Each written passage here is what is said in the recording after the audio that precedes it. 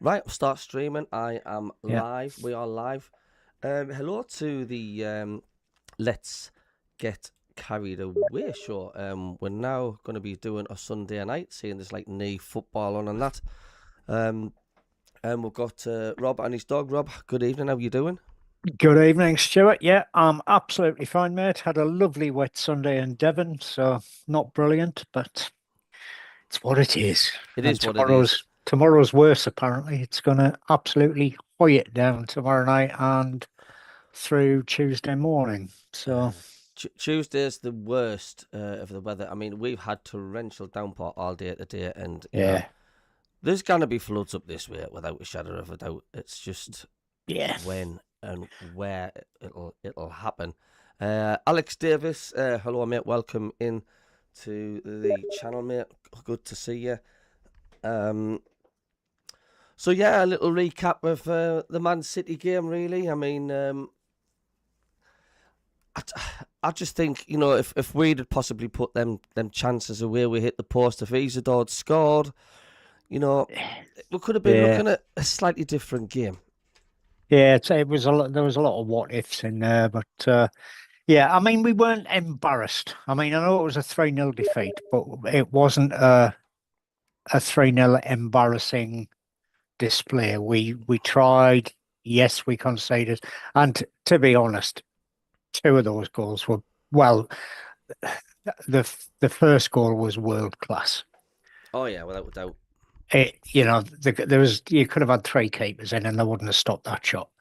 The Rabona for Foden's goal at the end, what a piece of skill that was. I mean, can you imagine trying to do a Rabona cross? Bad enough doing a Rabona pass, but doing a bloody cross and putting it onto Foden's head. And it must have been travelling at speed because it thumped off the bar and down into the net. So, you know, two good goals, but Man City always seem to do that to us. It was naughty, but you've got the quality. But Rob, it's like this is how clinical you've got to be to have any sort of chance against the Man City side at the Etihad. Yeah, Then Isadore's got to score, and so yeah, so's Xhaka. He's yeah. got to score. There's no ifs and buts about it. You've got to do it, or you're Yeah, gonna come away empty-handed as well. I mean, it's Leeds. fine margins. It is. Um, Leeds put their chances away against them, and they still lost 3-2. yeah, yeah. Good evening, Colin Major and Edward Young. Hi, good evening. Welcome to the chat.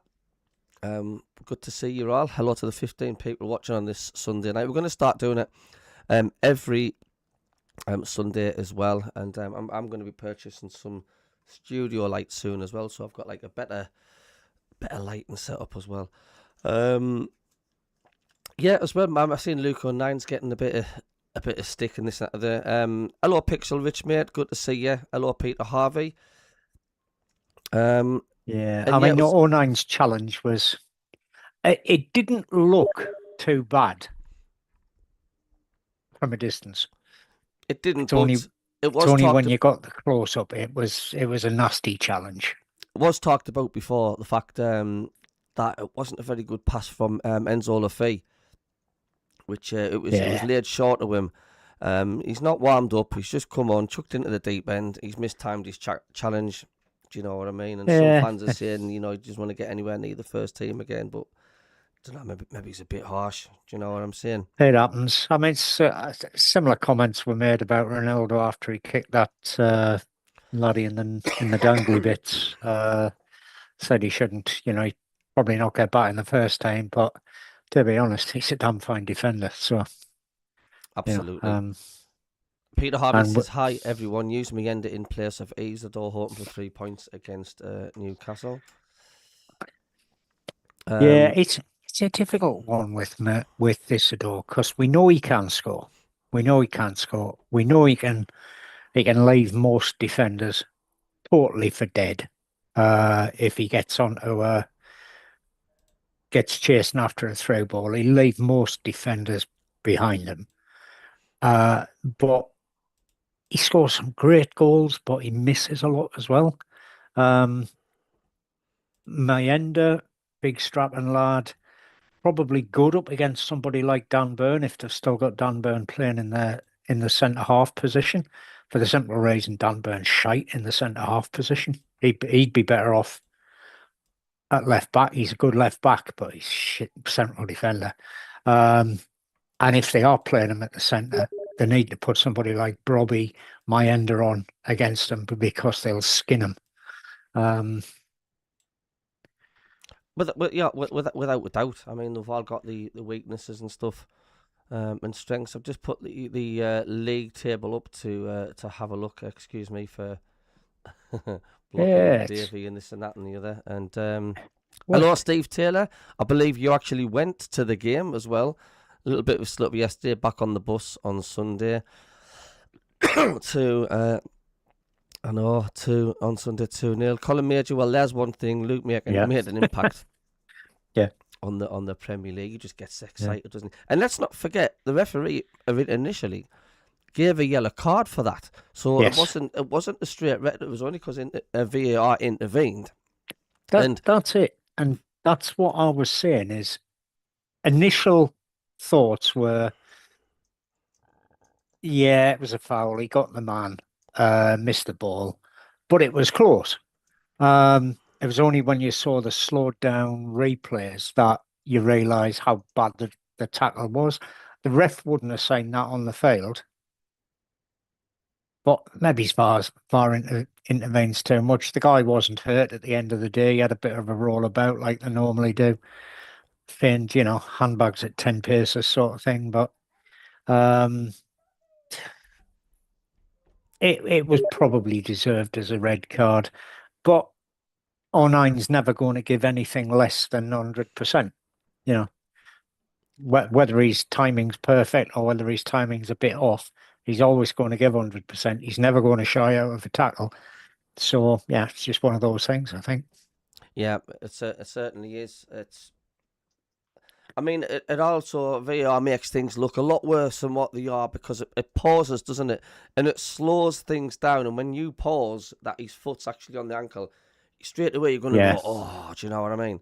And yeah, you haven't got a and chance. I think he knew. He knew himself the way he was hanging around near the touchline. He knew it was going to be a red card. So, just unfortunate. But How you doing, Kingfisher? Steve Taylor, yeah, I was there. I thought City fans are the quietest fans I've heard this season. They're just used to winning, aren't they? I mean, it's like playing eating prawn sandwiches. Prawn sandwiches. It's like if you keep playing a computer game and you keep completing it, every time you play that game, it's not as exciting, is it? I mean, Man City's won the lot. It's just a case of going through the routine. It's like, oh, we've won another game. Do you know? I mean, that's all that is. Yeah, yeah. Peter Harvey, hello to you. I wonder who we get in the FA Cup third round tomorrow night. Well, it won't be my second team, Carlisle, because they lost 4-1 against Blackpool today. I think it was 4-1. Yes, it was. How about the Mags?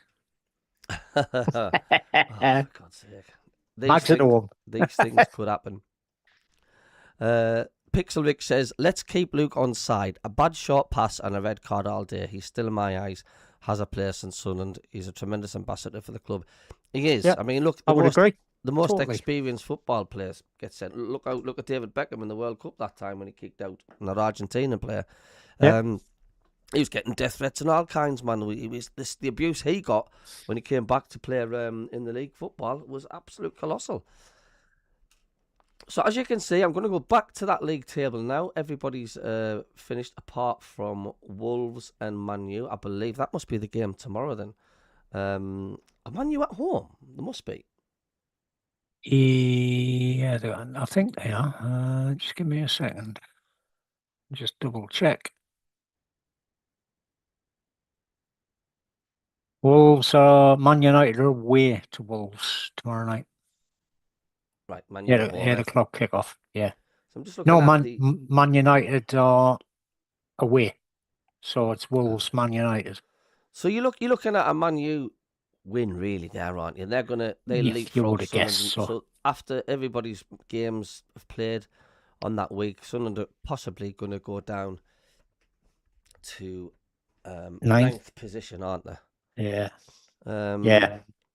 Still a bit like, it's not the best. West Ham picking up a point, Leeds picking up a point, because they have closed the Yeah. gap on Sunderland by 1 point. Yeah. And we've just got to be on guard. It's like, and I've said this before, if any of the likes of Burnley, West Ham, Forest and Leeds start picking points or points up regular, that does put Yeah. the pressure on Sunderland, because we're up there, yes, but we're still the newly promoted team. Yeah. We're still favourites to be clawed in. Whether a lot of Sunderland fans say need chance, there's no such thing as need chance.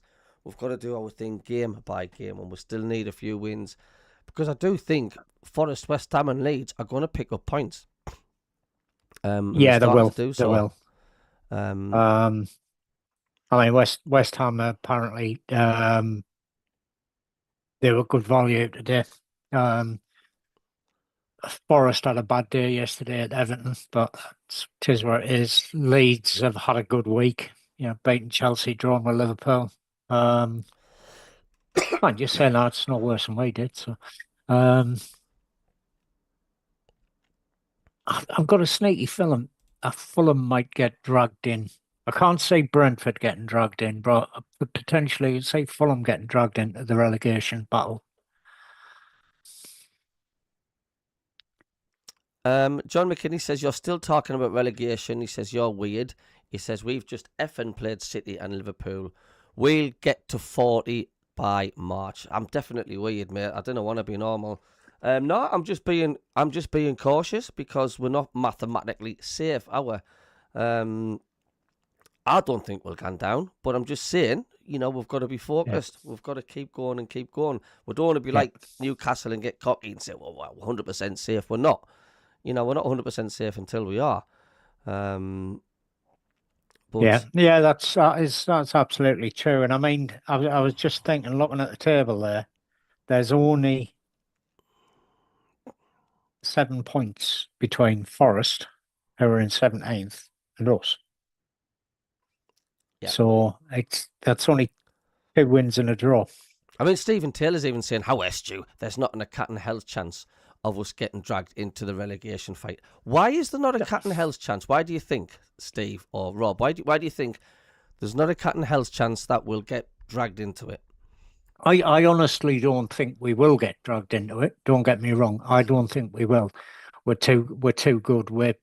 We're picking up points just as other teams are. But we've got the advantage of having had a brilliant first 15 games, and you know we where we are because of that.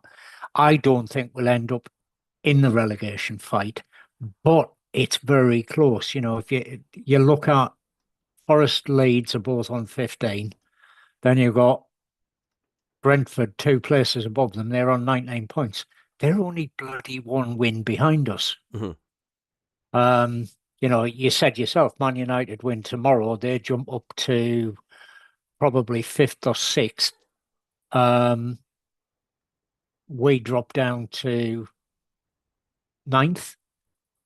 Um, it doesn't take much. All it takes is one bad result for us and the team below us winning, and they're gonna leapfrog us. So, I honestly don't think we'll ever get to that point. I don't think we'll be in a relegation fight, but it is very close. And as you so rightly said, Cabby, we've got to concentrate on trying to get to that 40 points as soon as we possibly can.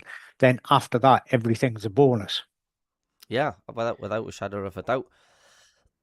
Everything is a bonus. I mean, you look at that league table now, and like before we got into the Premier League, if somebody says there we are coming up to coming into the second week of December, we will be eighth off top. You would think you'd be joking, wouldn't you? Yeah, I mean, I would have been quite happy to have been in 17th place at this point, to be Hmm. honest, at the beginning of the season when, Sunderland were nailed on to finish 20th, according to virtually every pundit. Uh, well, sorry, we proved them wrong. But um, but I always thought Wolves would struggle this year. I thought Burnley would struggle this year. Yeah, yeah, And yeah. I think I suggested at the beginning of the season, Brentford, might struggle because they lost some of their better players, and Bournemouth lost some of their good players as well. And they're doing all right, but they're not where they were a couple of seasons back. I don't think Leeds will end up going down. Um, I'm not quite sure who the other one will be, but I think Fulham will get dragged in. Really? That's it. What was the Fulham score again today? Draw. Was it 1-1? Yeah, I think it was. Yeah. 1-1. It's strange. It's Yeah. strange, isn't it? No, sorry. There was a defeat for Fulham. They got beat 2-1 off Palace. Of Palace. So,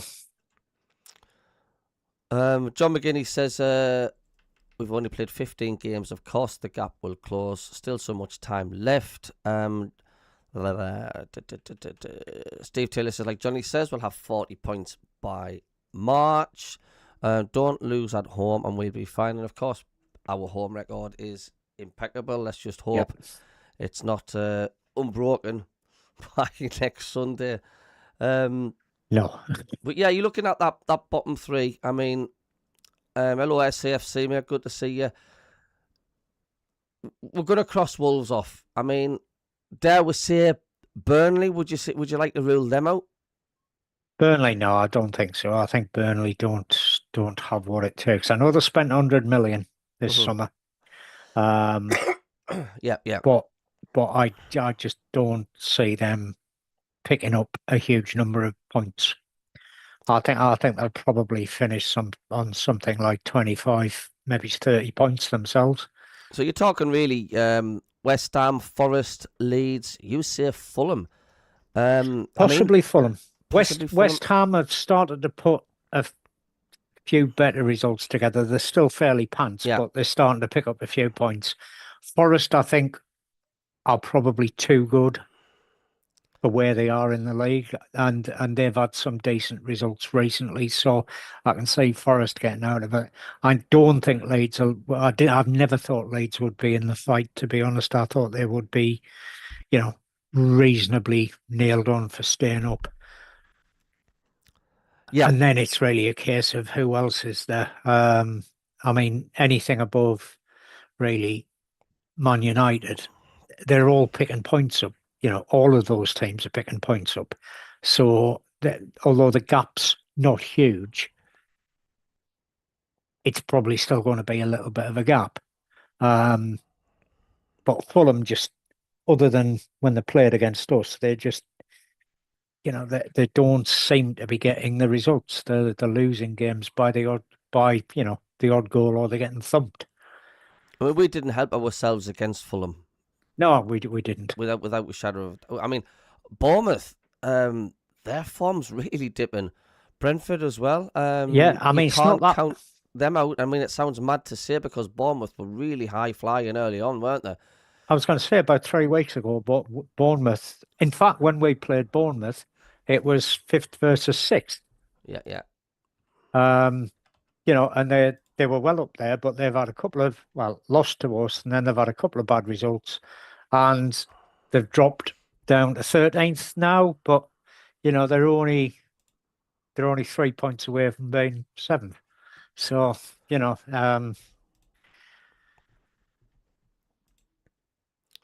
SAFC says, I don't think the calibre of our players will settle to hear relegation. I believe they will want to hear European football qualifiers. Excuse me. Not totally. They may well, and to be honest, it's not out of the question. No. We're only 3 points, 4 points, 3 points off a European place. So probably. I think we'll finish top half. Maybe it's just top half, 10th, maybe it's 9th this season. I really do. It's certainly looking good. Don't forget to hit the thumbs up and click the subscribe button if you're new. Thanks. So, courtesy of, I'm going to go on to Roker Reports. I'm going to give the player ratings here. We've got Robin Roofs. He got a respectable 7 out of 10. Couldn't do anything about any of the goals, but made a couple of good saves and used the ball well when we were in possession. You agree with that one, Rob? Yeah, Totally agree. Yeah. Try Hume, he got 5 out of 10. He says, had to start on the left today due to Ronaldo's absence and struggled.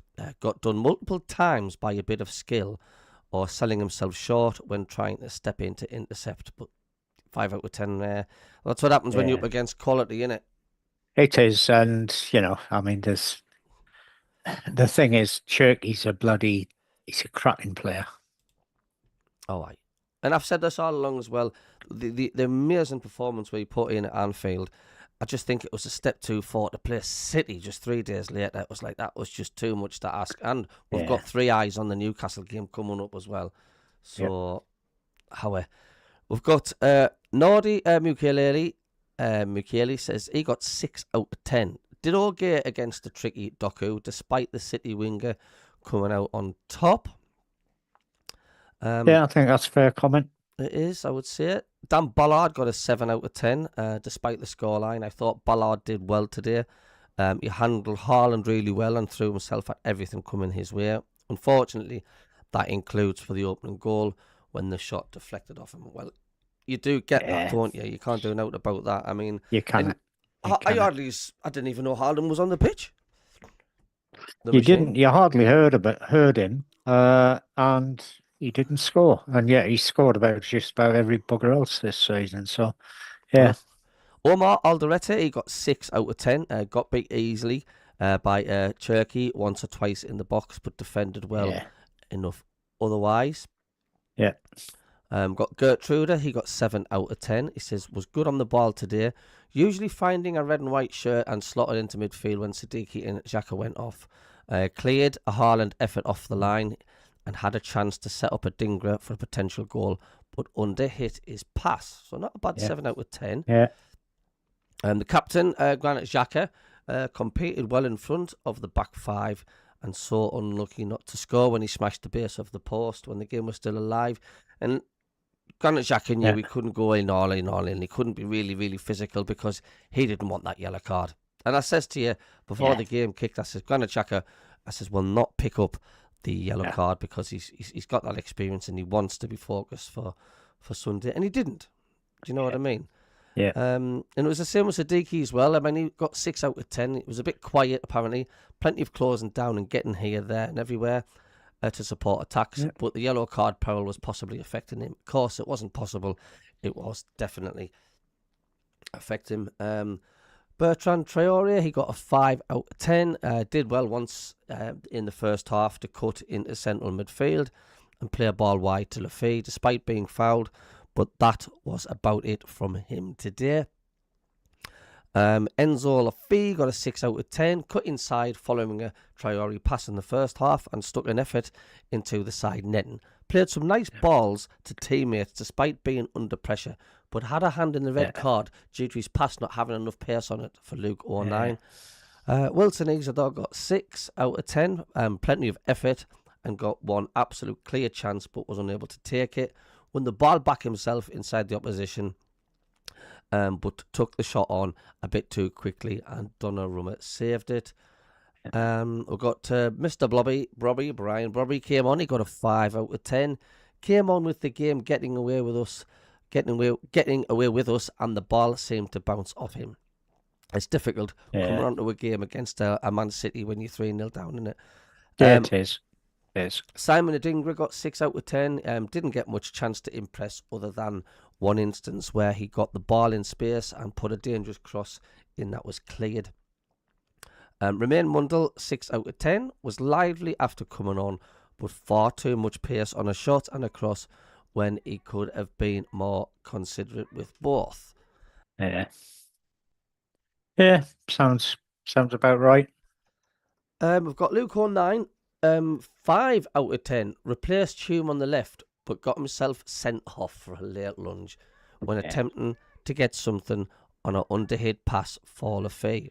Man of the match was Dan Ballard. He was handed a big test today directly up against the Premier League's top goal scorer, and although the scoreline would suggest otherwise, Ballard came out on top. Do you agree with that, Rob? I wouldn't disagree with it. I mean, he kept Haaland quiet, basically.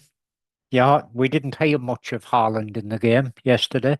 Um, Basically because he his threat was effectively snuffed out. He only had the one real shot Be that right back, 2 seconds. that was a Gertruda played off the line. The rest of the time he was fairly anonymous, and for somebody like Haaland to be, if- made anonymous, meant it was a good display by our centre halves. So yeah.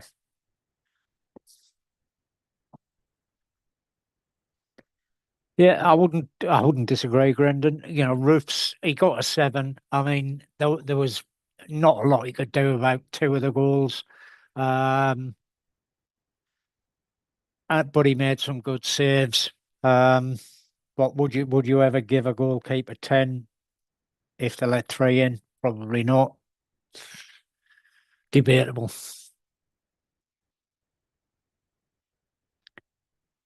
No, Steve Taylor, I totally agree, mate. Well, I know we're 10 points clear of the relegation teams, but that's only really 3 games, and then you'd be in the thick of it, which I don't think we ever will be. But it's just a worry because Forest, I think, will pick up more points. I can see Leeds picking up more points. Um, Not necessarily more points than we'll pick up. And I think somebody said earlier on, as long as, in fact, it was Kingfisher said, if we don't lose at home, we'll be fine. And our home form is superb. So, um, we'll carry on picking points up at home Excuse me, we without just thought was without a wanting doubt. something. So yeah, yeah, I would agree. Pixar Richie, he probably deserves man of the match just for keeping Haaland out of the picture. Hello, Keith Lynn. Good evening, Keith. Hi, Grindon comments says I'd give Roos a 10 personally. Yeah, it could have been a cricket score without him. I agree. But as I was just saying, would you give a goalkeeper 10 if the scoreline was 3-0? Debatable. The thing is, though, I mean, at least 2 of their goals, they couldn't do absolutely Oh no, nothing. it's exactly what I said, Cabby. The first goal was an absolute bloody screamer. And as I think we said before the game, before we went live, that you could have had 3 goalkeepers in there, and none of them would have gotten anywhere near it. Borden's goal was, I wasn't even aware it was a Rabona cross until I watched the replays. I just thought he'd just crossed it and Borden got his head on it. But what a cross. Oh, I Um, without. and I mean, all he had to do was bloody direct the header. The pace on the ball was enough to smack it off the bar and straight down into the net. We won't see a better team than City. And let's not No, forget as well, I mean, what didn't help Sunderland as well and help City was definitely seeing that Arsenal score beforehand. With Arsenal getting beat, I really think it gave them an injection of adrenaline to say, right, let's really, really do this. Do you know what I mean? And we're going to close the gap. They believe they can get the title, and it's well and truly back on. And yeah. so Aston Villa as well. I can't rule them out.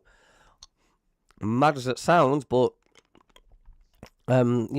these things do make a difference when you already know a football score. They'll have been given a boost by that. Yeah, yeah. So we'll move on. That's all you can do. But I don't think we were massively disgraced. No, absolutely not. By a long shot. Far from we were disgraced. No chance at all. Right then, so it's time for Tinsel and his predictions. Here we go. So, Tinsel, I see you there. How you doing? Have you had a canny night so far, mate? All right, great stuff. What you been up to? He said he's just woke up. He says he's had some nightmares that he was in his farm somewhere, and then he just rudely woke up. No good having nightmares. Right then, we'll just do a few predictions then. I'm going to do the pick of the bunch. Well, this is for Saturday coming up. We are going to go with Liverpool against Brighton. Tinsel, what you saying on Liverpool against Brighton, mate?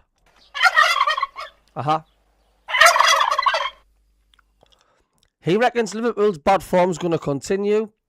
And he thinks Brighton's got some quality, and he's going to go for a 2-0 Brighton win against Liverpool at Anfield. What you reckon, Rob? I'm going to go for a draw on that one, I think.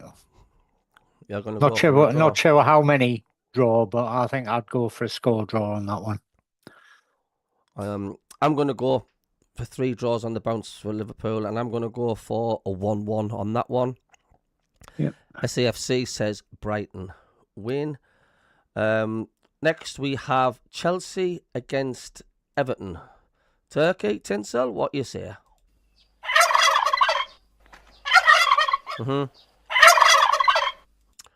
He reckons it's going to be another bad day for Chelsea at Stamford Bridge. He reckons it's going to be a Chelsea defeat, and Everton are picking up recently, so he's going to go for a 3-1 Everton win. It's a big shout, that. What do you reckon, Rob? I actually fancy Everton in that one. I wouldn't say 3-1, but I think Everton will probably snake it by a goal. They're doing all right at the moment, Everton. So what you're saying, something like a 2-1 or 1-0? Yeah, something like that. I'm going to go for a 2-0 Everton. Next, we've got the small matter of a Premier League game next week. We're going to go straight into it. Sunderland against Newcastle. Be careful what you say, Tinsel. Yeah, I've got the pack, so just in case. Aye.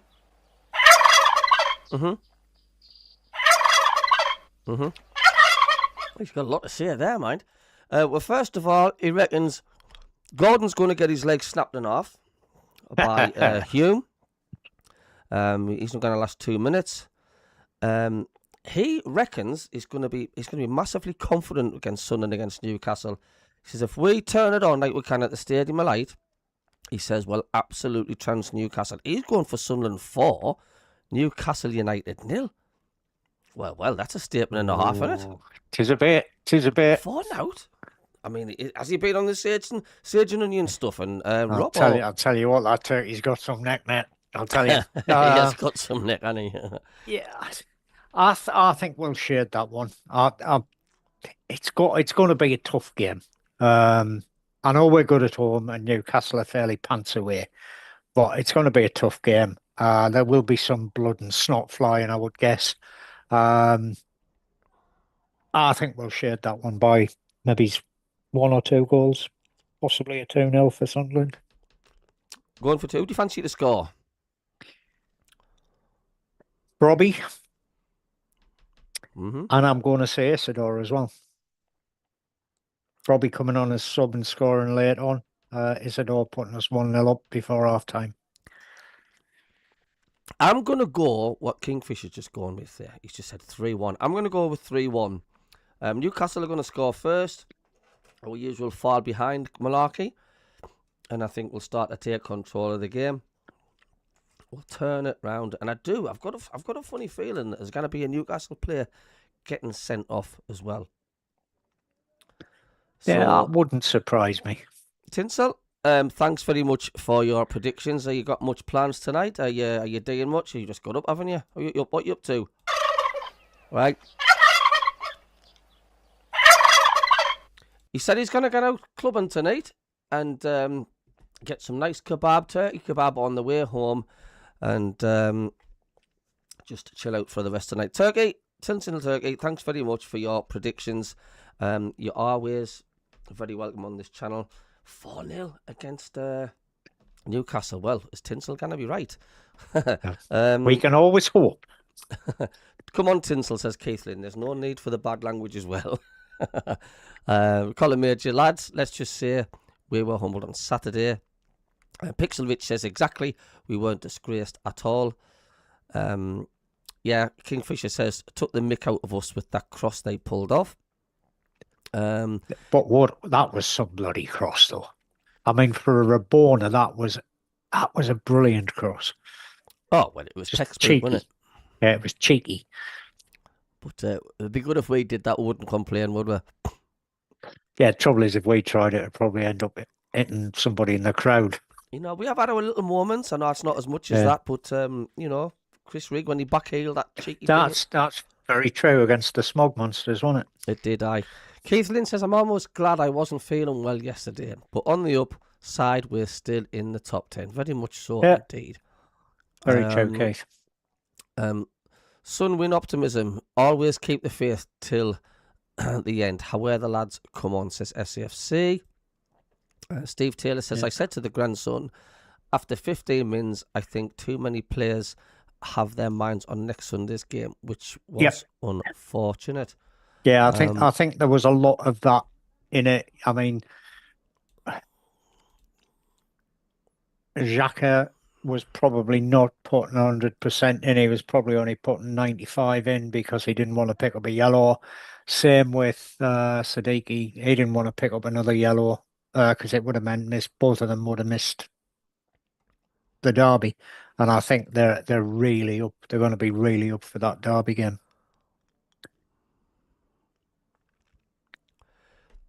Just looking at that league table, I'm going to just say some comments from social media as well regarding the league table. Vin Waite says, we need to score goals, and this is his opinion. He says, we lack quality going forward, and being too defensive doesn't always work out. And Ryan replied to that, says, what are you talking about? We scored 3 against Bournemouth. Angela says, another 3 points on Sunday, 14th, and we will be fine. Brett Barker says, 7 out of 10 points from relegation zone dogfight. Hopefully extend that next week. Need to keep putting points on the board. Going to the new year comfortable. Doesn't help Leeds and West Ham keep picking up points. And that's what I've always said from day one. As long as Leeds and West Ham keep chipping away, it's just, you know, they're there. They're just keeping us alert. Do you know what I mean? And it's probably a healthy thing because we kind of get too complacent, and I don't think we will. That's a good question, that Pixel. I think the Sunderland players know how much this game means. I really do. And I know we've got a lot of new players this season, but I'm sure it has been hammered into them. That's a good question, that Pixel. This game will mean more to the fans than any other game that we play this season. Irrespective. You know, it could be Man United, beating Man United 6-0 would not have the same effect on the fans as beating Newcastle 1-0. Simple as that. Would you say? Would you be happy with a point? I'd accept a point. I'd prefer 3. And I think we're capable of getting 3 because Newcastle's away form is fairly poor. I know it's only just down the road, but they're still coming into a cauldron, and there's only going to be 2,500 barcodes there. So, but Newcastle would sit on the fence and say, "But when Newcastle turn it on, like they did against Everton, they can tear a team apart as well if they turn it on." They can, but how often have they done that this season? No, I know. They're too hitty missy. They only just beat Burnley as well. 2-1. They were down to 10 men. Yep. That's going to be a lot. So yeah, I think I'd tolerate a point, but I think we'll probably pick up all 3. Make it 7 league games in a row. 7 league games in a row. Someone says on the social media as well. Have I missed it here? Yeah, Josh says Isidore misses too many big chances for me. Don't care if this cheeses people off. Don't all players miss chances, but he's also scored a few goals as well, hasn't he? Yeah, and I mean, to be fair, The one he missed against Liverpool, he just didn't hit the ball right. He mishit the shot. The shot against Man City, it was a good shot, but he might have been better taking another step and lifting it over the keeper rather than trying to place it past him. I don't know. But we've said this many times. The thing about Isidore is Isidore's strength is when the ball is played through for him to run onto. He'll skin most defenders when he does that. And he does have a very good shot, particularly if he's cutting in from one of the wings. Down the middle, he seems to not be quite as good, but if he's cutting in from the right or the left, doesn't matter which side he's played on, he normally hits the target. But he's not a centre forward. Well, like you say, he was brought in. He wasn't a striker, was he? He's naturally really. It's what we would call an inside forward, I think. Yeah. He needs a bigger man to play off. What might be good would be to see Brobbey and Isidore in the same team at the same time, rather than one replacing the other. No, I wouldn't accept the point. Controversial, I know. John McKinney says, there you go again, talking about relegation. We aren't going to get relegated, she says. And he says, why don't you go and support Leeds or West Ham if you are that devoted to the relegation zone, he says. I'll have a hard job. It's in me blood, mate, Sunderland. So there's absolutely no chance of that. I always want 3. 1 is 3. 1 is acceptable, SAFC. Yeah. Edwards, another one. I've seen a few fans saying this as well. I prefer Isidore off the bench, but some people say they prefer Brobbey off the bench. Yeah. It's a difficult one. The thing is, Isidore is quick. Bring him in off the bench against tired defenders. He'll skin them. He can skin them when they're fresh, let alone when they're knackered.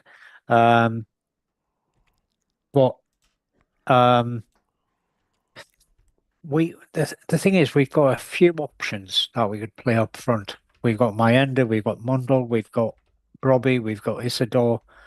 Any of them could play, but most of them would need to play with one of the others. So Mayenda and Isidore together, or Mundle and Isidore together, or Brobbey and Mayenda. Yeah, you know what I mean? They're not sort of sole strikers, sole, hold the ball up and play it off. That's Brobbey's job. Which is why I would like to see Mayenda and Brobbey, or Mundle and Brobbey, or Isidore and Brobbey on the field at the same time.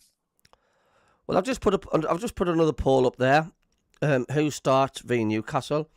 I've got Isidore, Mr. Brobbey, Mayenda. The last poll I've done has just finished with 32 votes. Will Dan Neil be gone in January? 69% say yes, he will, and 31% say no. And Nick Barnes on the commentary on Saturday was saying, like, they felt a bit sorry for Dan Neil. What does he have to do? But like to say, if he's not cutting it, he's not cutting it. I don't know. And the thing is, he hasn't signed. I don't think he's signed a new contract. And he's got 2 options. He either asks for a move in January, or the club sell him to get some money for him before he becomes a free agent at the end of the season. When did his contract run out? I think his contract runs out at the end of this season. So, we could keep hold of him until the summer, but he could then walk free of charge. Do you think he's potentially good enough to become a Premier League player? I think he possibly has got. He possibly could. He possibly could. He's a damn good Championship player, but whether he's a Premier League player at the moment, I don't know. He'll probably get some chances late December, early January, with the African contingent being away. I think he'll get a chance for a couple of games there. I will see how he does. If he does well, some of the Africans might be struggling to get back in the team when they come back. Good point. Peter Harvey says, I would take a point, but a win. A bonus. We need a goal scorer from Europe. Mienda and a Brobby for strikers. Pixel Rich says, I agree. We've striker options. We've goals from elsewhere also, I believe. And the poll already is taking shape. 11 votes kicking in.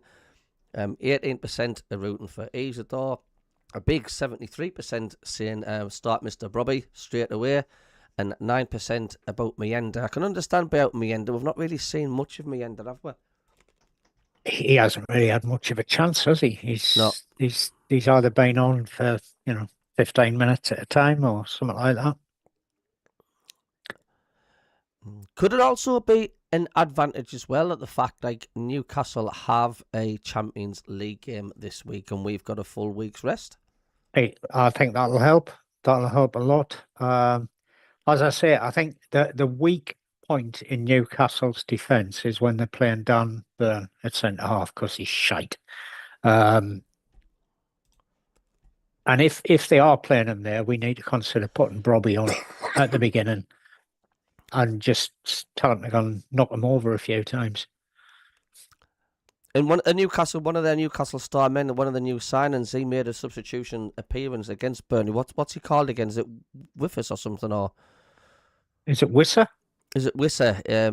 Johan Wisser? He's supposed to be dangerous. It looks like he's going to start against Sunderland. But with quiet Haaland, wouldn't quiet anyone. If it is Wisser, So I think he came on, didn't he? Later on. Pixel Rich, Peter Harvey says, will Diarra be back for the Newcastle match? I'm not too sure. Do you know anything about that, Rob? I think he is just about back. And it was always said that his target was to be back for the Newcastle match.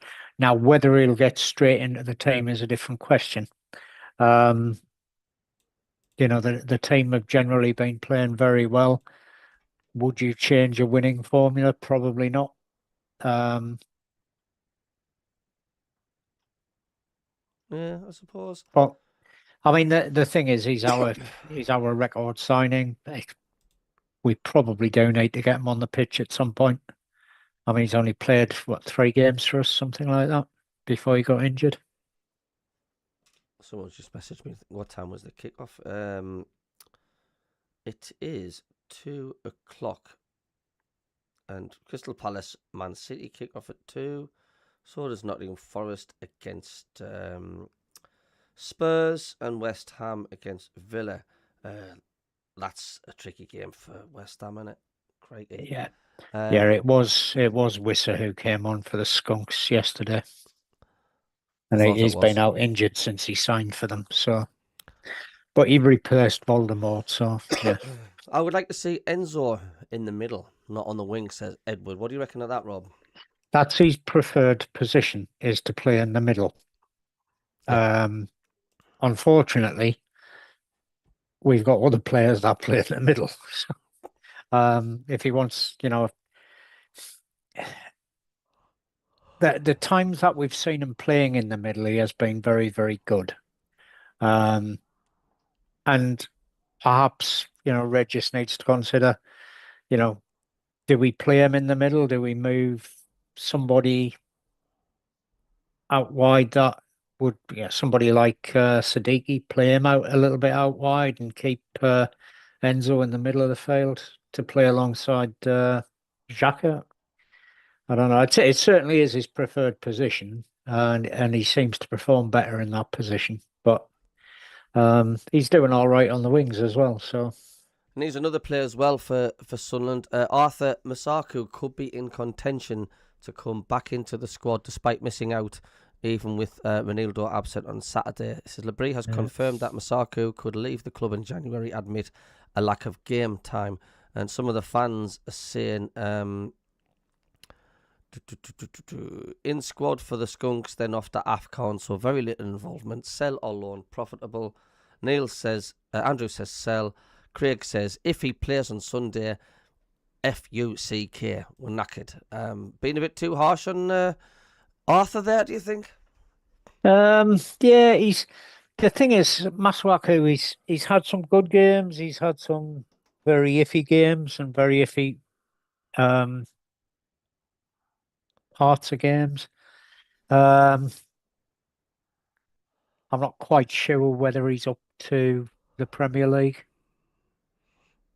He's a good deputy, he's good, he'd be good as a bench, but I'm not sure whether he's to that, whether he's good enough to be a full-time starter for us. We've got better players in those positions when they fit. Feel sorry for Luke getting a red, says Kingfisher. Yeah, yeah, it means they'll not be playing on Sunday, doesn't it? Oh, next 3 No, games. or the 2 games after that, which is Brighton and Spurs Keith Lynn says, all we or have to do Leeds. against NUFC is remember who we are playing and where. Peter Harvey says, Talby starting to look like a good player and he scores goals. I like Talby Yeah, from the start. I liked his pace. I've always said yeah, he's going to come really, really good. And he is, mind you. yeah, he is. He's a cracking little player. Before we go to G, the mental report claims apparently, right, that Crystal Palace, Fulham and Bournemouth want Regis Labrie as Sunderland prepare contract talks. Hasn't he just signed a contract, He Regis has just Labrie? signed a new 3-year contract. Yes, And this is the signed it. Sunderland Echo reporting that, Signed it in the summer. Paul Well, Banks says Regis isn't motivated by money. He's a savant. He loves the challenge we present and the support he's gotten yeah. to make it happen. I mean, does money talk, or do you think is Regis completely content where he's at? I think he's content where he is because basically the board will support him. He loves the club. It was always his ambition to come to England to manage a club and get them into the Premiership. His Yeah, strengths are bringing on young players. That is what he is renowned as being really, really good at. And that explains why we've got a really young squad, is he has said, I'd rather have him than him. I'd rather have him than him. They may not be as accomplished now, but they will be. And he just brings young players on. And, we've got the old heads that, well, we've got the old head really, in Xhaka, as the midfield general, and the he's the on-field manager, for want of a better description, whereas Regis is the tactician. Uh, he'll put the team out that he thinks will do the best job. yeah, Sometimes, most of the time it works, sometimes it doesn't. and that's what It's just everyone. one of those things. But I don't think money will tempt him away. Yeah, I well, think just a big club coming in, somebody like Man United, Liverpool coming in for him, he might be tempted then. But or one of the big European clubs coming in for him, he might be tempted. But the problem is they'd have to have a policy that prefers youth to experience I mean, for him to be able to do his stuff. there's been so much built since Regis has been here. Do you know what I mean? I think it's going to take something huge for him to sort of walk away, Oh because yeah, yeah, it's and not only is it something he's building, but it's becoming a massive success. What's happening? Um, do you know what I mean? And it's only going to yeah. get better. Totally agree. Totally agree. And I've said this a few times, is that it normally takes between 10 and 20 games for a new team to gel properly. Ours seem to do it within the first 2 or 3 games, but I'm sure some of them are still settling in. And that's quite scary, that, because yeah, if you've got players that are still settling into that squad, it actually it makes you wonder just what they can do. Of course, it does. Peter Harvey says, "Do you think Gertrude will be signed by us?" Yeah, I think he'd be a good signing. He's certainly fairly solid. He's a solid player. He does. Um, and I wouldn't object to us signing him full time. Whether he thinks he's getting enough game time is a different kettle of fish. But And Keith says, if anyone had said 5 or 6 seasons ago we'd be where we are now, I'd have laughed in their faces. I mean, exactly. It wasn't long exactly, ago Keith. we lost Yeah, 5-1 away to Rotherham. yeah, exactly. And if you think, the two successive relegations we had, Premier League to the Championship and then Championship to League One, they were dire times for us. They were really dire. And we struggled for 2 seasons. We really struggled for 2 seasons in the Championship, in League One. Coming back, starting to improve, and in the third and fourth seasons we were there were better. I think the first season in the Championship it surprised me, finishing 6th, getting into the playoffs. Didn't expect it. The second season we underperformed in the Championship. The third season, there just was nothing to play for with 10 games to go. We knew we weren't going to catch Leeds and Burnley. Why bust to go? And it's one of the reasons why we lost 5 off the belt. And I think that at the end actually of did that us the season. world. I think that went in our favour, that the top 2 had gone. And we were safe in the playoffs, because I think that really did save us in the playoffs. It did, and at the end of the day, we could afford to lose 5 games and not change our position in the league. Yeah. And it meant we could rest players, give people who were carrying little niggles, give them the time to fully recover, so that when we got to the playoffs, we had fit teams, fit players who did the business, and yeah, nothing like a late goal for Sunderland, is there? Not at all. Well, that's come to the end of the show. Thanks everybody for tuning. It's been a cosy little show tonight. I've enjoyed it. Yeah, it's very good, very good. It's been good, and I think everybody's going to be off because they're dying to watch I'm a Celebrity get me out of here, because it's the final tonight. Yeah. So No, not be watching that, I'm afraid. just say thanks everybody for in the chat as well, and have a great night. And the clock is ticking. So from Rob, say good night, Rob. Good night, all. From the Map and Cabbie, we'll catch you.